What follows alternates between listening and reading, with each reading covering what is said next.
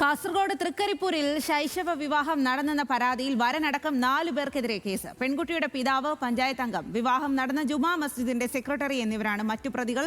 പ്രതികളെ പോലീസ് സംരക്ഷിക്കുന്നെന്ന് പരാതിക്കാരൻ advocate Jaising news മലയാളത്തോട് പറഞ്ഞു.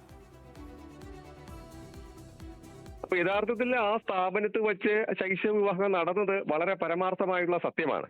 കല്യാണം കഴിച്ച പയ്യനെയും അതുപോലെ തന്നെ അത് നടത്തിക്കൊടുത്ത ആളുകളെയും പ്രതിയാക്കി അവരെ അറസ്റ്റ് ചെയ്ത് റിമാൻഡ് ചെയ്യേണ്ടുന്ന ഒരു സെക്ഷനുള്ള ഒരു കേസാണ്. അതിനെ വളരെ നെഗ്ലിജൻസ് ആയിട്ട് പോലീസ് കണ്ട് പ്രതികളെ സംരക്ഷിക്കുന്ന ഒരു നടപടിയിലേക്ക്, അതായത് തെളിവില്ല എന്നുള്ളതാണ് ഇപ്പൊ പോലീസ് പറയുന്നത്. എങ്ങനെയാണ് തെളിവില്ലാതിരിക്കുക? അത് ഒരു മാനിറ്ററി ആയിട്ട് തെളിവ് ശേഖരിക്കേണ്ടുന്നത് പോലീസിന്റെ ഒരു ഉത്തരവാദിത്തമാണ്. ആ ഉത്തരവാദിത്തം പോലീസ് നടത്തിയിട്ടില്ല. രതീഷ് വാസുദേവൻ വിവരങ്ങളുമായി ചേരുകയാണ്. രതീഷ്, പോലീസ് കേസെടുത്തിട്ടുണ്ട്, പക്ഷേ തുടർ നടപടികൾ ഉണ്ടാകുന്നില്ല എന്നാണ് ഇപ്പോൾ ഈ ഒരു പരാതിക്കാരൻ പറയുന്നത്. എന്താണ് അദ്ദേഹത്തിന്റെ പരാതിയിലുള്ളത്?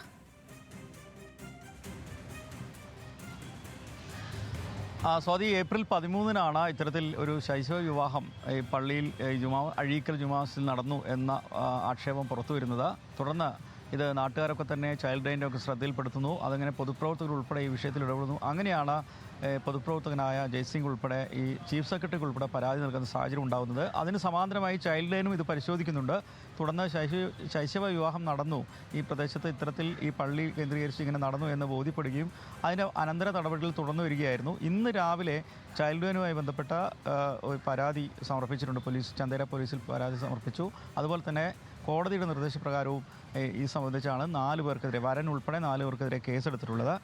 എടച്ചക്ക ബദർനഗർ സ്വദേശി ഷാബിർ ഷെയ്ഖ്, പെൺകുട്ടിയുടെ പിതാവായിട്ടുള്ള 55-കാരൻ, അതുപോലെ തന്നെ എടച്ചക്ക അഴീക്കൽ ജുമാ മസ്ജിദിൻ്റെ സെക്രട്ടറിയും അവിടുത്തെ പഞ്ചായത്ത് അംഗവുമായ PK താജുദ്ദീൻ, വിവാഹം നടത്തിയ ജുമാ മസ്ജിദിലെ ഉസ്താദ് റഹ്മത്തുള്ള എന്നിവർ 4 പേരുടെ പേരിലാണ് ഇപ്പോൾ പ്രാഥമികമായും കേസെടുത്തിട്ടുള്ളത്. എന്തായാലും വിവാഹം ഇത്തരത്തിൽ നടന്നു എന്ന് ബോധ്യമായിട്ടുണ്ട്. എന്തായാലും അതിൻ്റെ അനന്തര നടപടികളിലേക്ക് പോലീസ് നീങ്ങുകയാണ്.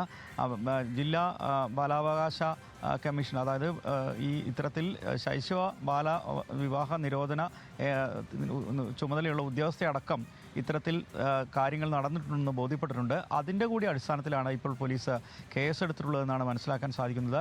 എന്തായാലും മറ്റ് നടപടികളിലേക്ക് പോകേണ്ടതുണ്ട്. പ്രായപൂർത്തിയാകാത്ത പെൺകുട്ടി ആയതുകൊണ്ട് തന്നെ മറ്റ് നടപടിക്രമങ്ങളൊക്കെ തന്നെ രഹസ്യമായിരിക്കുമെന്നാണ് പോലീസ് അറിയിച്ചിട്ടുള്ളത്. എന്തായാലും ഈ വിവാഹം ആലോചിച്ച യുവാവ് ഇപ്പോൾ വിദേശത്താണെന്നാണ് മനസ്സിലാക്കാൻ സാധിക്കുന്നത്. എന്തായാലും അദ്ദേഹത്തെ ഉൾപ്പെടെ നാട്ടിലെത്തിച്ച് മറ്റ് നടപടികളിലേക്കൊക്കെ പോലീസ് പോകാൻ സാധ്യതയുണ്ട്.